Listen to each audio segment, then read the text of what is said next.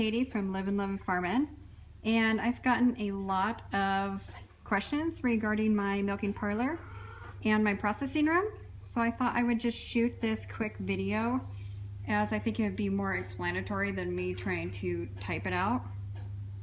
So this is my barn. This is where I milk my cows twice a day, and I right now am lucky enough to not have any naughty cows.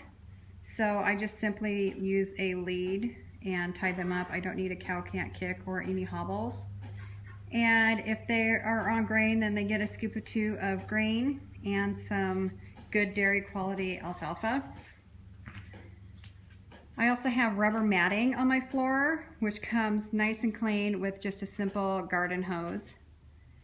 I also have raised this wall, and I did that for two reasons.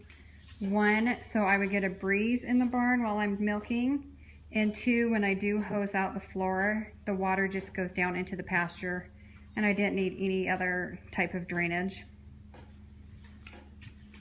I have two hoses located in my barn. One is just right next to where I milk in case a cow does decide to pee or poop on me, which they do. And the other one is over here, and this one I just use to fill up my water troughs. And I have all my water heaters up above for winter time. And this door just goes to the hay storage. When I milk, my cows come in through this gate and wait for me to let them in so they can gobble up their hay. So this is my processing room, or my clean room, and this is where I process all my raw milk.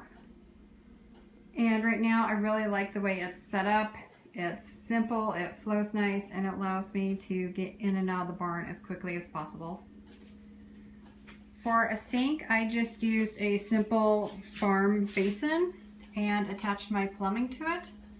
I also opted for a hose because then I can make sure that all the crevices of my buckets and filters are cleaned. And my milking machine, sadly right now, sits on the floor and collects dust as I'm hand milking because I only have one cow in milk, and it actually takes me less time to hand milk than it does to clean the machine. So she's neglected and parked in the corner. I have these awesome cabinetry that my sister donated to my barn cause. She's an interior designer, and these were just getting ripped out and they were garbage. And with them, I can keep all my supplies clean and organized. I have my first aid supplies, my OB supplies, any medicinals I might need, iodine and hemostats, milk filters.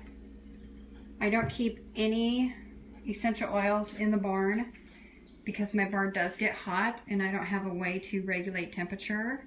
So all the oils stay in the house because I don't want them to get ruined by the heat. I also have a dairy only fridge, and this is where I store my raw milk. It gets labeled and dated immediately. The only other things I keep in my fridge is glycerin, which I used in my homemade teat wash, and some aloe vera and oregano, and I use that to ward off mastitis in case I need it. My freezer is the same way. It only stores frozen colostrum and extra milk in case I have a sick cow or calf that might need extra nutrients. On my shelving, I keep my clean milking buckets, milk filters, apple cider vinegar, and some Kleenexes. And I also have my coat racks, which have came in very conveniently for hanging up your coats when you come into the barn. I also opted to do just a cheap stick-on linoleum. It has been abused, but it comes up clean, it wipes up nice, and I've been super happy with it. I also only use paper towels in my barn.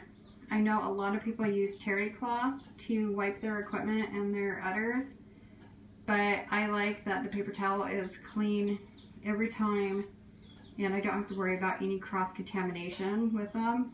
It is wasteful and it is not eco-friendly, but it does guarantee that my equipment stays clean and my customers stay healthy. I also love Thieves from Young Living. I use it to clean my equipment and my countertops. I also use it in my homemade tea wash. That about wraps up our barn tour. Thank you for joining me in the barn today. If you have any questions, I would love your feedback. Please leave a comment below.